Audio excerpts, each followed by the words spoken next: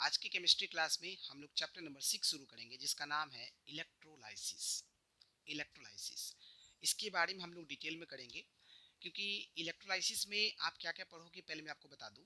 Electrolysis में आप जो है सबसे पहले समझेंगे कि इलेक्ट्रोलाइसिस होता क्या है, और जितने भी आपके टर्म्स हैं जो इलेक्ट्रोलाइसिस से रिलेटेड, जैसे कि इलेक्ट्रोड्स हो गया, इलेक्ट्रोलाइट हो गया, इलेक्ट्रोलाइटिक सेल हो गया, इलेक्ट्रोकेमिकल सेल हो गया, ठीक ना, आपका जो है आयंस हो गए, कटायंस, अनायंस, इन सब के बारे में तो सीखेंगे ही। साथ ही साथ हम ये भी सीखेंगे कि आपके वेरियस एग्जांपल्स देखेंगे इलेक्ट्रोलाइट के, नॉन इलेक्ट्रोलाइट के, ठीक है, कैसे उसका डिसोसिएशन होता है, कैसे आयोनाइजेशन होता है, इनमें डिफरेंसेस समझेंगे, ठीक ना।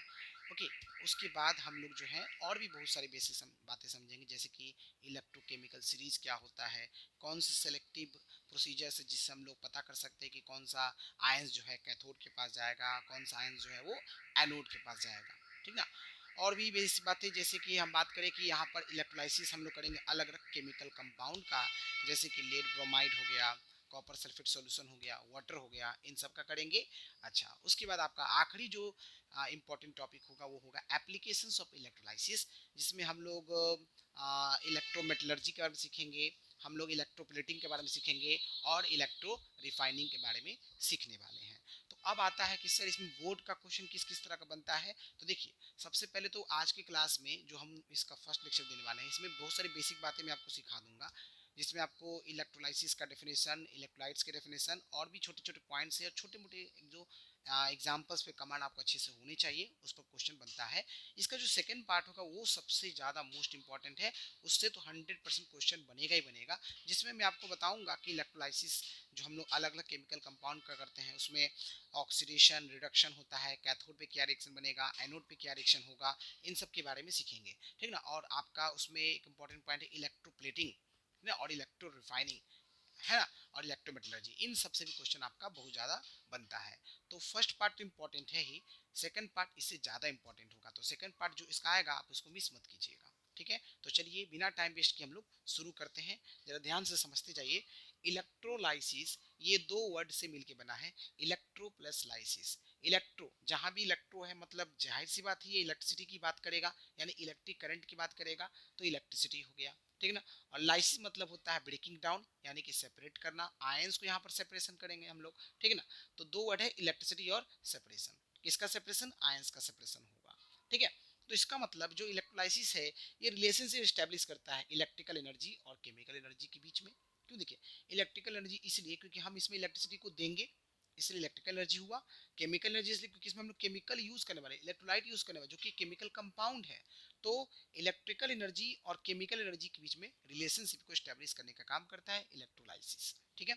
अब हम लोग बात कर लेते हैं थोड़ा सा ये दो इंपॉर्टेंट पॉइंट की। देखिए, metals and alloys are conductors, whether they are in solid state or in molten state, conduct electricity without undergoing any chemical change due to flow of electrons। बहुत बेहतरीन पॉइंट है। मेटल्स हो या फिर आपके alloys हो, मेटल्स आप जानते हैं जैसे कि पोटेशियम होता है, सोडियम होता है, कैल्शियम होता है, मैग्नीशियम होता है, एल्युमिनियम होता है, जिंक होता है, और भी बहुत सारे हैं। और एलॉयज की बात करें जैसे कि ब्रास हो गया, ब्रॉन्ज हो गया, आपके ड्यूरेलुमीन हो गए, मैग्नीलियम होगा, है ना, और भी स्टील है, आपका कार्बोलोय है, बहुत सारे आपके एलॉय हैं। तो जो आपके मेटल्स और एलॉयज होते हैं ये कंडक्टर्स हैं, ठीक ना। ओके, जो कि आपका वो सॉलिड स्टेट में हो या फिर आपका लिक्विड स्टेट में, मोल्टेन स्टेट में हो, ठीक ना, वो इलेक्ट्रिसिटी को कंडक्ट करेगा, लेकिन उसमें कोई केमिकल चेंज नहीं होगा इलेक्ट्रॉन्स के फ्लो करने की वजह से। यहाँ पे इलेक्ट्रॉन्स फ्लो करेगा तभी आपका करंट इसमें कंडक्ट होगा, ठीक ना। लेकिन यहाँ पर ऐसा ये चीज़ नहीं है कि आपका जो है केमिकल चेंज होगा, कोई केमिकल रिएक्शन होगा, ऐसा कुछ नहीं है इसमें, ठीक ना। उसके बाद हम बात करते हैं नॉन मेटल्स की। नॉन मेटल्स जैसे आप जानते हो, ऑक्सीजन है, नाइट्रोजन है, हाइड्रोजन है, क्लोरीन है, फ्लोरीन है, बहुत सारे नॉन मेटल्स हैं, लगभग 11 के आसपास नॉन मेटल्स हैं। तो जो नॉन मेटल्स हैं ये आपके इंसुलेटर्स होते हैं, ठीक ना। सिर्फ ग्रेफाइट को छोड़ करके, ग्रेफाइट आपने पढ़ा ना कार्बन का फॉर्म होता है और ये गुड कंडक्टर ऑफ इलेक्ट्रिसिटी होता है। तो नॉन मेटल्स इंसुलेटर से ये क्या करता है, इलेक्ट्रिसिटी को कंडक्ट नहीं करता है। क्यों नहीं करता है, क्योंकि इसमें फ्री इलेक्ट्रॉन्स की कमी होती है। क्या होता है, फ्री इलेक्ट्रॉन्स की इसमें कमी होते हैं, इसमें फ्री इलेक्ट्रॉन्स बहुत ही कम होते हैं या बिल्कुल भी नहीं होते हैं, ठीक ना। ओके, चलिए, तो हम हमने यहाँ पर मेटल्स के बारे में और नॉन मेटल्स के बारे में ठीक से समझ लिया। अब हम बात करते हैं नेक्स्ट इंपॉर्टेंट पॉइंट कि मेटेलिक कंडक्टर और इलेक्ट्रोलाइटिक कंडक्टर में क्या डिफरेंसेस हैं। तो सबसे पहले हम एक एग्जांपल समझते हैं, कॉपर वायर या फिर एल्युमिनियम वायर। ये आपका क्या होगा, एक मेटेलिक कंडक्टर हमने ले लिया। अगर हम इलेक्ट्रोलाइटिक कंडक्टर की बात करेंगे तो कॉपर सल्फेट सोल्यूशन, आपका लेड ब्रोमाइड सोल्यूशन, ठीक ना, और भी आपके कॉपर क्लोराइड सोल्यूशन, ये सारे आपके केमिकल में आ जाएंगे, ठीक है। तो ये इलेक्ट्रोलाइटिक कंडक्टर का काम करेगा, ठीक ना। ओके, कंडक्टर का नाम देखते ही हमारे दिमाग में इसी आता है मेटल से है, नहीं ऐसा कुछ नहीं है। आपके केमिकल कंपाउंड भी इलेक्ट्रोलाइटिक कंडक्टर के रूप में आएंगे, ठीक है। अब देखिए, मेटेलिक कंडक्टर में जो करंट फ्लो करेगा वो किसकी वजह से करेगा, इलेक्ट्रॉन्स की वजह से करंट होगा। यानी कि मेटेलिक कंडक्टर में इलेक्ट्रॉन्स की वजह से करंट होगा। लेकिन जबकि हम लोग बात करें इलेक्ट्रोलाइटिक कंडक्टर में, करंट किसकी वजह से होगा, आयंस की वजह से होगा। दो तरह के आयंस आएंगे, कटायंस और अनायंस, जिसके बारे में हम लोग डिटेल में पढ़ने जा रहे हैं आगे, ठीक है। उसके बाद बात करें कि मेटल्स और एलॉयज का ये प्रॉपर्टी है मेटेलिक कंडक्टिविटी, जो कि मेटेलिक कंडक्टर में आ जाएगा। और जो आपके इलेक्ट्रोवेलेंट कंपाउंड, जिसको हम लोग आयनिक कंपाउंड भी बोलते हैं, उसका प्रॉपर्टी है इलेक्ट्रोलाइटिक कंडक्टिविटी। कंडक्टिविटी का मतलब क्या, जो इलेक्ट्रिसिटी को कंडक्ट करे, है ना। ओके, तो दोनों इलेक्ट्रिसिटी को कंडक्ट करेगा, ठीक है ना। चलिए देखिए, मेटल्स और एलॉयज ये गुड कंडक्टर्स होते हैं, चाहे आपका सॉलिड स्टेट हो चाहे आपका लिक्विड स्टेट हो, मेटल्स और एलॉयज। जबकि हम इलेक्ट्रोलाइट्स की बात करें, केवल वही इलेक्ट्रोलाइट्स गुड कंडक्टर्स होगा जो आपका एक्वस सॉल्यूशन या फिर मोल्टेन स्टेट में है। तो ये तो कंडीशन डाला हुआ है, इलेक्ट्रोलाइटिक कंडक्टर में आपका जो है एक्वस सॉल्यूशन या मोल्टेन स्टेट होना ही चाहिए, ठीक है ना। ओके, उसके बाद बात करते हैं इसमें फिजिकल प्रोसेस है ये, क्यों है, क्योंकि इसमें कोई ऐसा नया फॉर्म नहीं बनता है, तो कोई नया कंपाउंड नहीं बनता है, ठीक ना। जैसे कि एल्युमिनियम को आप कितने भी टुकड़े कर दो, बाय फिजिकली केमिकली नहीं करवा रहे, तो आप क्या देखोगे, सिर्फ एल्युमिनियम ही होंगे। वो एल्युमिनियम से वो मैग्नीशियम नहीं बन जाएगा अगर फिजिकल प्रोसेस की बात करें तो, ठीक ना। उसके बाद हम बात करते हैं केमिकल प्रोसेस की। यहाँ पर इलेक्ट्रोलाइटिक कंडक्टर एक केमिकल प्रोसेस है।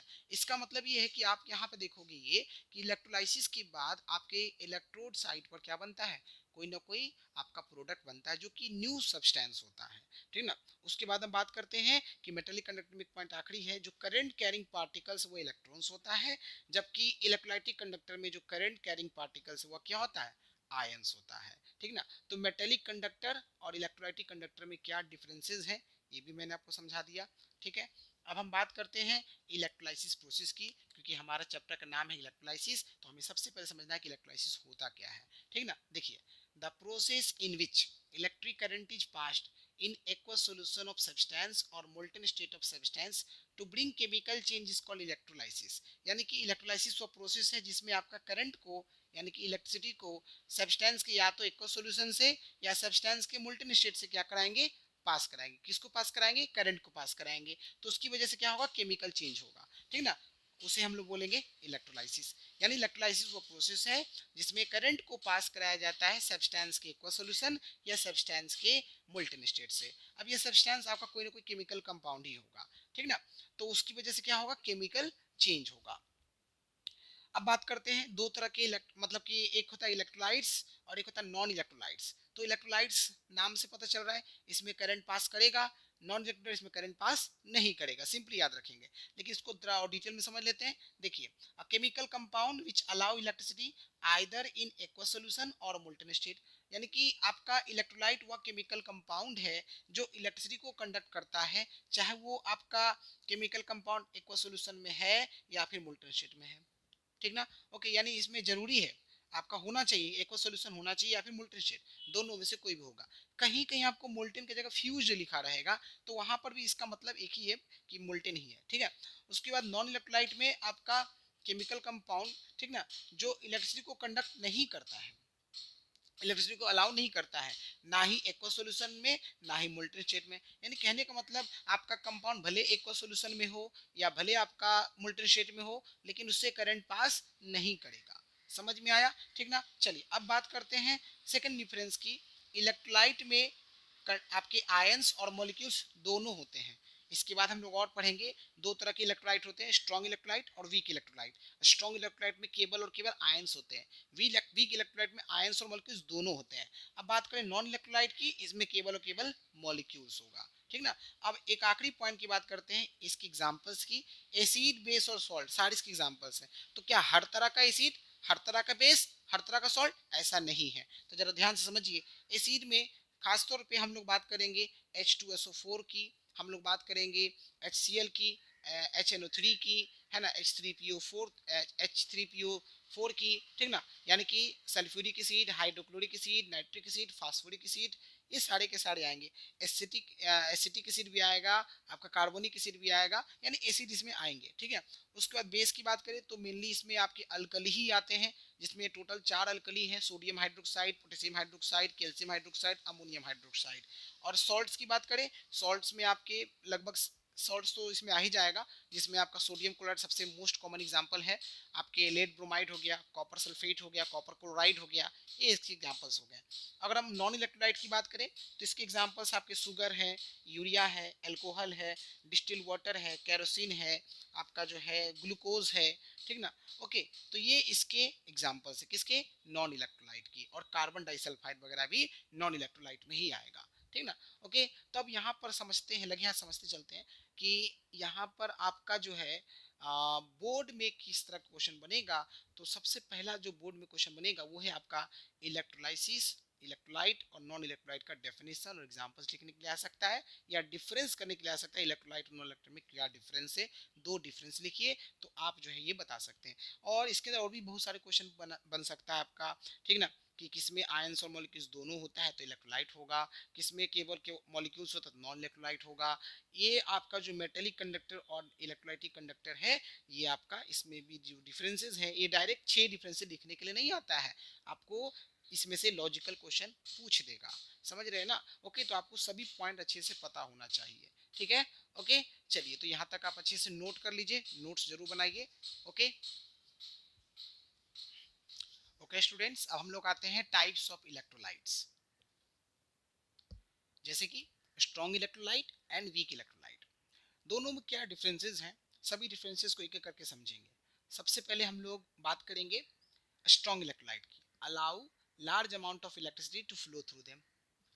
इसका मतलब सिंपल सा है, यानी कि स्ट्रॉन्ग इलेक्ट्रोलाइट से ज़्यादा करंट पास कर सकता है, ठीक है ना। वीक इलेक्ट्रोलाइट से बहुत ही कम करंट पास करेगा, ठीक है। Second important point, good conductors of electricity. इसका मतलब ये है, ये गुड कंडक्टर्स ऑफ इलेक्ट्रिसिटी होता है, जबकि ये क्या होते हैं, पुअर कंडक्टर्स ऑफ इलेक्ट्रिसिटी, यानी है लेकिन बहुत ज़्यादा स्ट्रॉन्ग नहीं है, ठीक है। कारण भी दिया हुआ है, क्योंकि इसमें केवल और केवल आयंस होते हैं, और ions are responsible for the flowing of current. यहाँ पे आयंस और मॉलिक्यूल्स दोनों हैं, तो करंट तो पास करेगा लेकिन बहुत ही कम करंट पास करेगा, इसीलिए इसको पुअर कंडक्टर ऑफ इलेक्ट्रिसिटी बोल देंगे। उसके बाद ये कंप्लीटली आयंस में डिसोसिएट होता है, ठीक है ना, एक्वा सोल्यूशन हो या फिर आपका मोल्टन हो, ये तो कंडीशन जरूरी है। यहाँ पर क्या है, ये कंप्लीटली डिसोसिएट आपके आयंस में नहीं होते, चाहे वो एक्वा सोल्यूशन हो चाहे आपके मोल्टन स्टेट हो, ठीक ना। उसके बाद स्ट्रॉन्ग इलेक्ट्रोलाइट की वजह से बल्ब आपका ब्राइटली ग्लो करता है, लेकिन वीक इलेक्ट्रोलाइट में बल्ब ग्लो तो करता है बट बहुत ही डिमली, बहुत धीमा धीमा ग्लो करता है। उसके बाद इसके एग्जांपल्स जितने भी स्ट्रॉन्ग एसिड्स हैं, स्ट्रॉन्ग बेस हैं, सॉल्ट्स वगैरह भी, क्योंकि उसमें स्ट्रॉन्ग सॉल्ट वगैरह ऐसा कुछ होता नहीं है, तो स्ट्रॉन्ग एसिड जैसे कि HCl, HNO3, H2SO4, strong base जैसे कि NOH, KOH, ये सारे हो गए। और आपके sodium chloride, lead bromide, copper sulphate solution, copper chloride, ये सारे के सारे स्ट्रॉन्ग इलेक्ट्रोलाइट के एग्जांपल्स हैं। और हम लोग जब इलेक्ट्रोलाइसिस प्रोसेस सीखेंगे डिटेल में सेकंड पार्ट में, तो वहाँ पर हम लोग इस कॉपर सल्फेट सॉल्यूशन का, लेड ब्रोमाइड का, NaCl का, कॉपर क्लोराइड का, इन्हीं का ही हम लोग इलेक्ट्रोलाइसिस करने वाले हैं, ठीक है ना। उसके बाद बात करते हैं वीक इलेक्ट्रोलाइट के एग्जांपल्स की, तो आप इसमें देख सकते हैं, ये आपका कार्बोनिक एसिड है H2CO3, ये आपका एसिटिक एसिड है CH3COOH, है ना, ये आपका जो है ऑक्जेलिक एसिड है COOH2, ये आपका अमोनियम हाइड्रोक्साइड NH4OH, ये कैल्शियम हाइड्रोक्साइड CaOH का होल 2, ये NH4 2CO3, ये अमोनियम कार्बोनेट, ये आपका लेड एसीटेट। अगर आपको नहीं दिख रहा तो कोई बात नहीं, मैं आपको बता रहा हूँ, ये लेड एसीटेट है PbCH3CO2, और ये आपका HgCl2 है, मर्क्यूरी क्लोराइड, ठीक है। उसके बाद हम बात करते हैं कि इलेक्ट्रोलाइटिक सेल या फिर वोल्टामीटर होता है। देखिए एक चीज ध्यान रखिएगा, ये वोल्टामीटर है और एक होता है वोल्ट मीटर। तो वोल्ट मीटर आपने वोल्टेज को मेजर करने के लिए यूज किया था, यानी कि आपके कंडक्टर के अक्रॉस जो पोटेंशियल डिफरेंस है उसको मेजर करने के लिए वोल्टमीटर यूज करते हैं, वोल्टामीटर, इसको इलेक्ट्रोलाइटिक सेल बोलते हैं। अब ये क्या होता है, ये एक प्लास्टिक या ग्लास कंटेनर होता है जिसमें आपके इलेक्ट्रोलाइट्स और इलेक्ट्रोड्स मौजूद होते हैं, यानी एक नॉन कंडक्टिंग वेसल है जिसमें करंट पास नहीं करेगा, ठीक ना, उसे हम लोग बोलेंगे इलेक्ट्रोलाइटिक सेल। अब देखिए, ये जो आपके इलेक्ट्रोलाइटिक सेल या वोल्टमीटर है इसमें हमेशा डीसी सोर्स चाहिए, ठीक है, और इसमें इलेक्ट्रोलाइसिस प्रोसेस हमको परफॉर्म करवाना होता है और ये इलेक्ट्रिकल एनर्जी को केमिकल एनर्जी में चेंज करेगा। अब जरा समझिए ध्यान से, ये आपको जो वेसल दिख रहा है, ये जो नॉन कंडक्टिंग वेसल है, ये ग्लास या प्लास्टिक का बना हो सकता है, इसे ही हम बोलते हैं इलेक्ट्रोलाइटिक सेल। अब इसके अंदर दो इलेक्ट्रोड आपको दिख रहे होंगे, एक आपको देखिए पॉजिटिव से जुड़ा हुआ इलेक्ट्रोड है जिसे हम लोग एनोड बोलते हैं, इसमें आयंस अनायंस होंगे, मतलब अनायंस जो है वो माइग्रेट करेगा एनोड की ओर, ये सब हम लोग आगे पढ़ने वाले हैं। और ये जो नेगेटिव टर्मिनल से जो आपका इलेक्ट्रोड अटैच है, कनेक्टेड है, इसे बोलते हैं कैथोड। इसमें क्या देखोगे कि कटायंस कैथोड के टुवर्ड्स माइग्रेट करता है और यहाँ पर इलेक्ट्रोलाइट है। तो आपने इलेक्ट्रोलाइटिक सेल में देखा ही कि आपके इलेक्ट्रोलाइट्स होंगे, इलेक्ट्रोलाइट दिख रहा है आपको, ये डॉट डॉट डॉट दुनिया भर का दिख रहा है, ये जो सॉल्यूशन इसके अंदर भरा हुआ है वो सॉल्यूशन है इलेक्ट्रोलाइट, ठीक है ना। अच्छा, उसके बाद इलेक्ट्रोड्स की भी मैंने बात बता दिया। ये आपका बैटरी है, बैटरी का जो बड़ा वाला वर्टिकल लाइन उसके हम लोग पॉजिटिव टर्मिनल बोलते हैं, छोटे वाले लाइन को हम लोग नेगेटिव टर्मिनल बोलते हैं, ठीक ना। अच्छा, ये सब कुछ मैंने आपको चीज बता दिया। अब आप देखिए यहाँ पर इलेक्ट्रिकल एनर्जी चेंज हो रहा है केमिकल एनर्जी में, है ना, यानी जब आपने इलेक्ट्रिसिटी को पास कराया तो करंट जो है वो एनोड से एंटर किया और आपके फ्लो किस में करेगा, आयंस में फ्लो करेगा, मतलब इस सॉल्यूशन में फ्लो करेगा और फिर लीव करेगा कहाँ से, आपके कैथोड से करंट लीव करेगा, ठीक ना। तो आपका इलेक्ट्रिकल एनर्जी चेंज हो रहा है केमिकल एनर्जी में। तो ये मैंने आपको डिटेल बता दिया। अब बात करते हैं एक और इंपॉर्टेंट टॉपिक की जिसका नाम है इलेक्ट्रोकेमिकल सेल। ये था इलेक्ट्रोलाइटिक सेल जिसमें हम लोग इलेक्ट्रोलाइसिस प्रोसेस करते हैं। इलेक्ट्रोकेमिकल सेल थोड़ा अलग होता है। ये क्या है, ये एक ऐसा डिवाइस है जो केमिकल एनर्जी को इलेक्ट्रिकल एनर्जी में चेंज करता है, जैसे कि सिंपल वोल्टाइक सेल हो गया, डैनियल सेल हो गया, आपके मोबाइल का जो बैटरी है ना, वो भी आपका इलेक्ट्रोकेमिकल सेल में ही आएगा। क्योंकि हमारा मोबाइल में आपने देखा होगा कि जब हम लोग मोबाइल फ़ोन को यूज़ करते हैं तो केमिकल एनर्जी इलेक्ट्रिकल एनर्जी में चेंज हो रहा है। जब तक आपका स्क्रीन जो है वो चालू है तब तक जो है आपका इलेक्ट्रिसिटी उसको मिल रहा है, केमिकल एनर्जी चेंज हो रहा है इलेक्ट्रिकल एनर्जी में। जैसे ही आपका स्क्रीन बंद हो गया तो आप क्या देखते हो, पूरा केमिकल एनर्जी अब यूज़ हो चुका है इलेक्ट्रिकल एनर्जी में। तो अब आप वहाँ पर क्या करते हो, उसको फिर से चार्ज करते हो। तो चार्ज जब करते हो तो आपका इलेक्ट्रिकल एनर्जी फिर से चेंज होता है केमिकल एनर्जी में। जब आपका मोबाइल डिस्चार्ज होता है, यानी जब आप मोबाइल यूज़ करते हो, तो उस केस में आपका जो केमिकल एनर्जी वो इलेक्ट्रिकल एनर्जी में बार बार चेंज होता है। समझ में आ गया। चलिए तो हम बात करते हैं फटाफट इसके शॉर्ट में बात कर लेते हैं। टाइप्स ऑफ इलेक्ट्रोलाइट हमने पढ़ा, स्ट्रॉन्ग इलेक्ट्रोलाइट, वीक इलेक्ट्रोलाइट, जिसमें हम लोगों ने टोटल 6 डिफरेंसेस देखा। टोटल हम लोगों ने इसको कंपैरेटिव स्टडी किया है जिससे हम लोगों ने इसके डेफिनेशन को भी समझ लिया और जितनी भी बेसिक बातें था, इंपॉर्टेंट पॉइंट्स था, जो क्वेश्चन बन सकता तो मैंने सारा कुछ आपको बता दिया। इससे बोर्ड में क्वेश्चन पूछे जा सकते हैं, ठीक ना। ओके, उसके बाद यहाँ पर मैंने आपको इलेक्ट्रोलाइटिक सेल के बारे में बता दिया, इलेक्ट्रोकेमिकल सेल के बारे में बता दिया। इलेक्ट्रोकेमिकल सेल के एग्जाम्पल अगर लिखने के लिए आते हैं तो आप जरूर लिख दीजिएगा, ठीक है ना। ओके, चलिए इसको नोट कर लीजिए। स्टूडेंट्स, अब हम लोग बात करते हैं इलेक्ट्रोड्स के बारे में, ठीक है। सो इलेक्ट्रोड्स क्या होता है, इलेक्ट्रोड से रिलेटेड एक पॉइंट हम लोग देखेंगे कि इलेक्ट्रोड्स किसका बना होता है, जो कि बहुत इंपॉर्टेंट क्वेश्चन है, और टाइप्स ऑफ इलेक्ट्रोड्स देखेंगे। तो चलिए समझते हैं सबसे पहले कि इलेक्ट्रोड्स होता क्या है। देखिए, टू कंडक्टिंग प्लेट्स और rods through which current leave और एंटर आर कॉल्ड इलेक्ट्रोड्स। यानी कि इलेक्ट्रोड्स आपके दो कंडक्टिंग रॉड होंगे या प्लेट्स होंगे। कंडक्टिंग क्यों बोला गया, क्योंकि इलेक्ट्रिसिटी को कंडक्ट करेगा। तो दो कंडक्टिंग प्लेट या रॉड से जिसके थ्रू आपका करंट लीव करेगा या करंट एंटर करेगा, या बोल सकते करंट एंटर करे और करंट लीव करे, उसे हम बोलेंगे इलेक्ट्रोड्स। या सिंपल लैंग्वेज समझे तो ये कंडक्टिंग प्लेट्स होते हैं जिससे करंट क्या करता है, एंटर करता है और लीव करता है, ठीक है। जो इलेक्ट्रोड्स होते हैं वो आपके मेटल्स के बने हो सकते हैं, जैसे कि आपके कॉपर के, आपके सिल्वर के, आपके प्लेटिनम के बने हो सकते हैं, ठीक ना। जिंक का भी होता है और ग्रेफाइट का ही बना हो सकता है, ठीक है, क्योंकि हमने पढ़ा ना graphite is a good conductor of electricity, ठीक है। उसके बाद हम बात करते हैं टाइप्स ऑफ इलेक्ट्रोड्स की। तो दो तरह के इलेक्ट्रोड्स होता है, एक होता है एनोड और एक होता है आपका कैथोड। तो जरा समझते हैं, हम लोगों ने डायग्रामेटिकली भी देखा था। Electrode connected to the positive terminal of battery, यानी कि बैटरी के पॉजिटिव टर्मिनल से जो इलेक्ट्रोड कनेक्टेड है उसे बोलेंगे हम लोग एनोड, और बैटरी के नेगेटिव टर्मिनल से जो इलेक्ट्रोड कनेक्टेड उसे बोलेंगे कैथोड। सिंपल से एकदम याद रखना है। तो एनोड से करंट एंटर करता है और कैथोड से करंट आपका लीव करता है, मैंने आपको दिखाया भी था डायग्राम में। एनोड की ओर अनायंस माइग्रेट करता है, सिंपली आप याद रख सकते हैं A for anode, A for anions, यानी कि anions migrate towards anode, cations migrate towards cathode, और कटायंस कैथोड की ओर माइग्रेट करता है। उसके बाद जो एनोड होते हैं ऑक्सीडाइजिंग इलेक्ट्रोड होते हैं, याद रखिएगा, और कैथोड जो होते हैं रिड्यूसिंग इलेक्ट्रोड होता है। एनोड पे क्या होगा, ऑक्सीडेशन होगा। ऑक्सीडेशन क्यों होगा, क्योंकि यहाँ पर लॉस ऑफ इलेक्ट्रॉन होगा, कुछ देर बाद हम लोग पढ़ने वाले हैं ऑक्सीडेशन और रिडक्शन। कैथोड पे क्या होता है, रिडक्शन होता है, यानी कैथोड पे क्या होगा, इलेक्ट्रॉन्स गेन करता है। देखिए समझिए, हम लोग आगे बहुत अच्छे से पढ़ने वाले हैं कि एनोड है पॉजिटिव टर्मिनल, कैथोड है नेगेटिव टर्मिनल। एनोड का पॉजिटिव टर्मिनल है, इसका मतलब यहाँ पर इलेक्ट्रॉन्स की कमी होगी, और जो अनायंस होते हैं उस पर नेगेटिव चार्ज होता है, यानी उसमें इलेक्ट्रॉन ज्यादा है, तो एनायन जो है एनोड की ओर जा रहा है, तो अपोजिट चार्ज है ना, देख सकते हैं एनोड पे है पॉजिटिव टर्मिनल, अनायंस पे है नेगेटिव चार्ज, तो अनायंस आपका एनोड की ओर जाएगा, तो आप देख रहे हैं ना, तो अनायंस क्या करेगा, वहां पे इलेक्ट्रॉन को लूज करेगा तो खुद को न्यूट्रल बनाएगा, इसीलिए लिखा गया ऑक्सीडाइजेशन, ऑक्सीडेशन यहाँ पर होता है एनोड पर।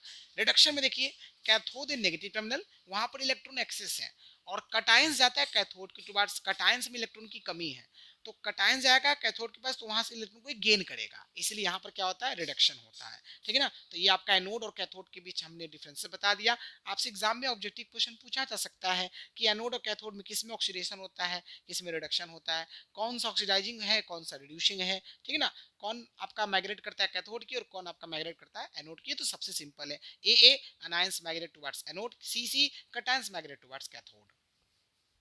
उसकी बात करते हैं हम लोग नेक्स्ट इंपॉर्टेंट टॉपिक की, जिसका नाम है आयंस। आयंस क्या होता है, इलेक्ट्रिकली चार्ज एटम्स या ग्रुप ऑफ एटम्स होते हैं। आपने देखा है ना, आप बोलते हो Na+, आप बोलते हो O2-, ठीक ना, या बोलते हो SO4 2-, या PO4 3- बोलते हो, समझ रहे हैं ना, तो ये आपके सिंगल एटम भी हो सकते हैं या ग्रुप ऑफ एटम भी हो सकते हैं, बट ये चार्ज होना चाहिए, ठीक ना, यानी कि पॉजिटिव नेगेटिव उस पर चार्ज होना चाहिए। उसके बाद आयंस बनता कैसे है, जब इलेक्ट्रोलाइट का डिकम्पोजिशन हो रहा है तो बनता है, जैसे कि HCl, देखिए इसका जब डिकम्पोजिशन हुआ तो H+ और Cl- बना। जरा समझिएगा इसको डिटेल में थोड़ा, यही तो आपको काम का चीज है।